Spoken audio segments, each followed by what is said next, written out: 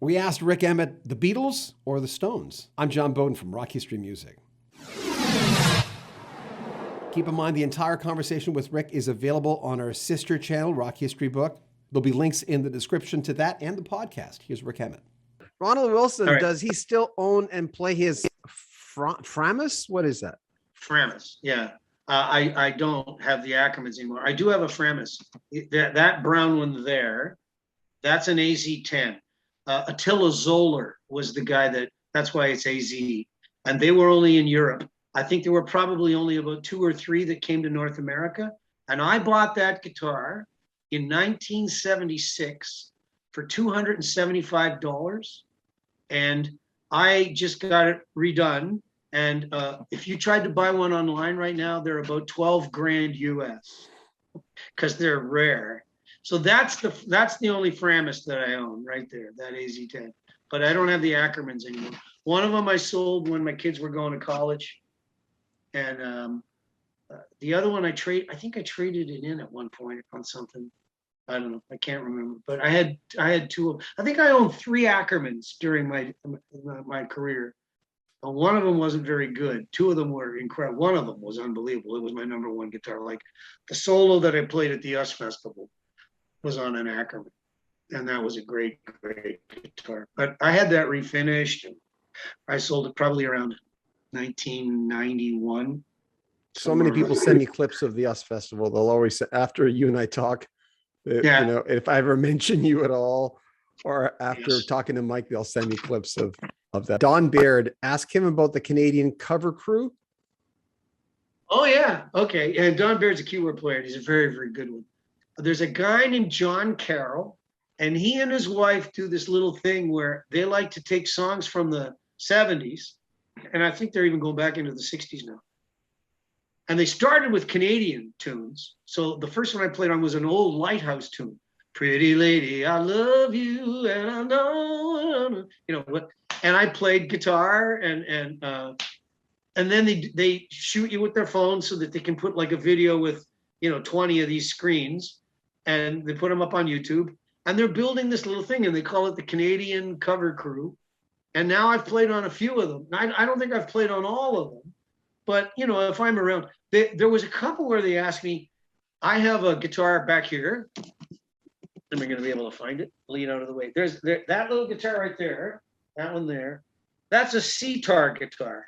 And so they were doing covers of old Delphonics. Didn't I Blow Your Mind This Time? Do you remember that tune? Didn't I Blow Your Mind This Time? And it's got this like the sitar guitar. So they call me because they know I've got one. And so I did that one. And there was another one I did too. But you know how there were a bunch of those tunes like Hooked on a Feeling, and they all had that sitar guitar thing on. So I've done a few, and it's fun. I live in Burlington. I just have to drive up the street to my friend Mike Schotten's house, and he kind of produces them. But I think like Don Baird, I think he does his parts in his basement, like and just sort of Pro Tools. That's kind of answers the other question in front too. It's like now that we have this technology, people can remotely do things. You can collaborate on a record.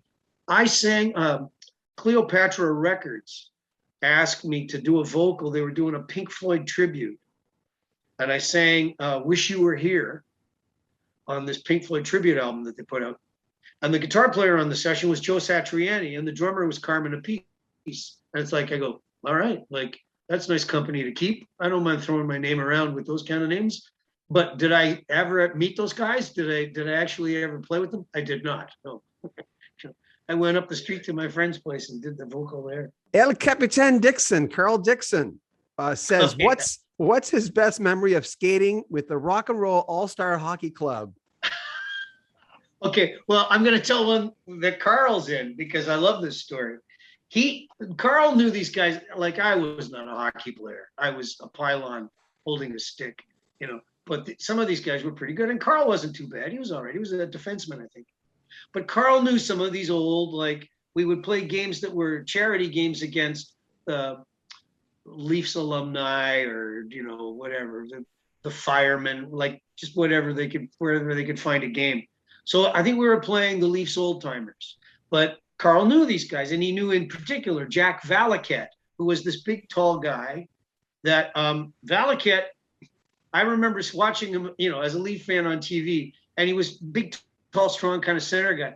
But I thought he was lousy. I thought he had bad hands. Like the guy couldn't shoot. He didn't score a lot of goals. And for a big, tall center, I expected him, to be better.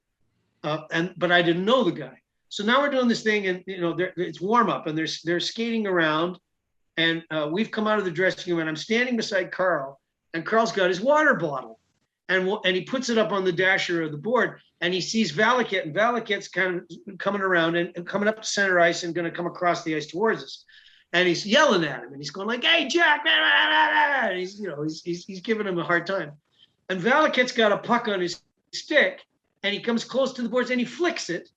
And it hits the water bottle, and the water squirts all over Carl, all up in the air. Like the water just goes everywhere. And Carl's soaked.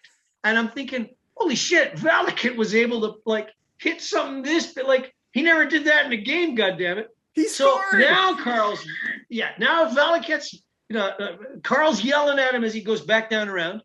And Carl, there's one of the little like a 6-pack of the water bottles down at the foot of the boards, and Carl reaches down and grabs one and puts it up on the dasher again and says, "Come on, Valaket, I double dog dare you. There's no way you can hit that water bottle again. No frickin' way." And Valaket comes across with the puck and casually, like he does it every day, flicks the puck, bam, hits the water bottle twice with 2 shots. And I'm going, okay, I guess these guys are pretty skilled. I guess I should have maybe given him a little more credit for the level of competition he was involved in. Anyhow, that's a true story too. When Carl wrote that down, I said, "Hey, Carl, I just talked to Andy. I said, let's do an interview." He said, "PM me, we'll do it." We'll have more from Rik Emmett in 3-4 days. Make sure you comment on our video, subscribe to our channel, and share our videos. Buy a t-shirt, help support the channel. I'm John Beaudin. This is Rock History Music.